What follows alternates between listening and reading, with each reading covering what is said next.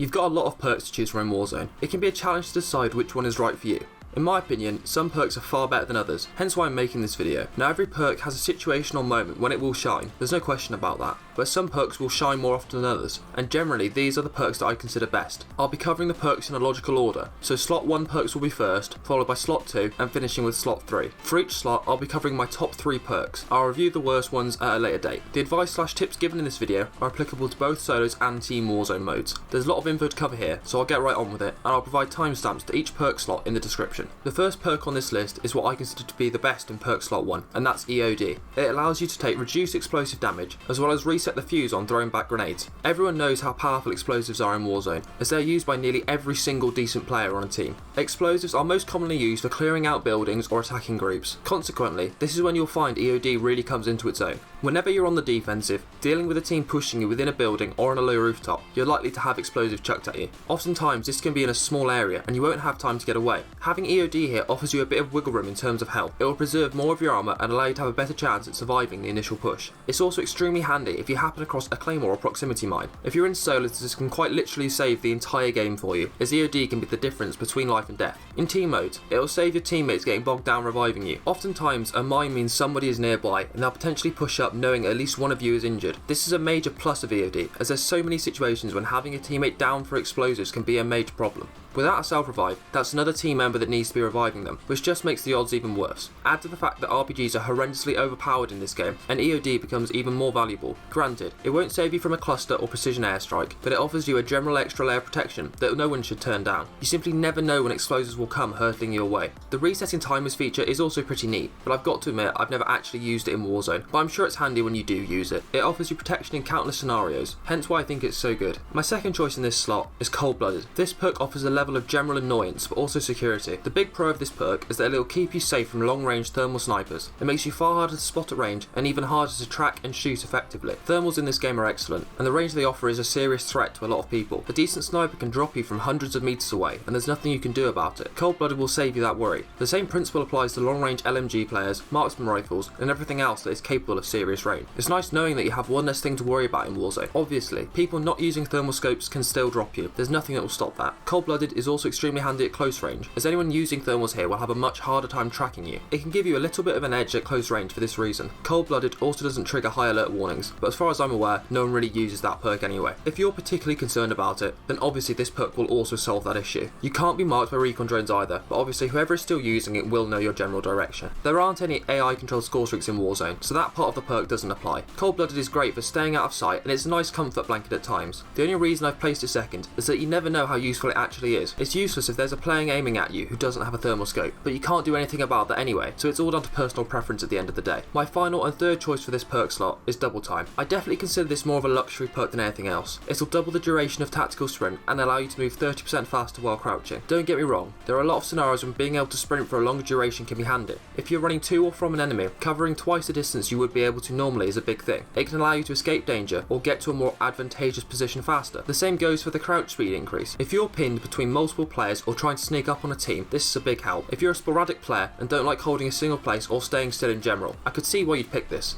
I'd also say that this perk is far more useful for solo Warzone players than it is for teams. In solos you have nothing to worry about. You can move where you want, when you want. In trios or quads, if you're the only one running Double Time, you're going to have to wait for your teammates anyway. They'll slow you down, and that removes a lot of the advantages that Double Time gives you. Moving on to perk slot 2, I think it's going to be pretty obvious that Ghost is my number 1. Ghost keeps you off of UAVs and heartbeat sensors. It got a nice buff in this game where you don't even have to be moving for it to be active. Knowledge is power in Warzone, and you can be certain there will be dozens of UAVs called in per match. Staying off of these will preserve the element of surprise that can often be the difference between winning and losing gunfights. It will allow you to navigate the Warzone map with a lot less danger than running a different perk in this slot. It prevents you from being actively targeted by aggressive players or teams, and can also be a major bonus at close range. Given that a heartbeat sensor reveals the exact location and distance of a player, being protected from this is huge. Ghost is universally invaluable for both team modes and solos. Solo players have no one else to rely rely on, so knowing that enemy players don't know where you are unless they physically see you offers great peace of mind. I will admit you do need your entire team running it in trios or quads to get the most out of it. Ghost also gets more and more useful the further through the game you get. As the density of players increases, preserving every bit of stealth you can is incredibly useful. Combined with the use of suppressors, you can quite literally remain invisible on the map if you want to. There is no other perk, in my opinion, that is as universally useful as Ghost. Second choice in this category is Restock. Restock recharges your lethals and tacticals over 50 seconds, but recharges stims and decoy grenades over 25 seconds. It also lets you have 3 throwing knives rather than just 2. This perk can be incredibly useful if it matches your playstyle. If you're a super aggressive player, constantly pushing with say C4 and stun grenades, you probably can't get much better than this. Knowing that you will always have tactical grenades and explosives to hand is very useful in some scenarios. If you end up in a long drawn out fight, it can end up with a serious advantage for you if you're the only player left who has explosives. You can clear rooms more frequently and consistently lever the advantage of tactical grenades over your enemies. As well as this, you don't have to spend any time looking for equipment, as you know it will just regenerate. This will arguably keep you safer, as you will have to spend less time moving about unnecessarily. The decoy grenades having a faster recharge time can be handy as well if you happen to particularly like this tactical. I can see this being useful in solos to cause more confusion, but it's more or less useless in trios or quads. There's often so much gunfire and movement that adding a temporary fake blip to the map won't do anything. The throwing knife bonus is also more or less only useful to players who particularly like the knife. I don't see a lot of players using them in Warzone, given that there are easier to use and arguably more useful alternatives out there, such as C4. But if you're crazy about throwing knives, then this is just an added bonus for you. As for stim regeneration, I can see this having a very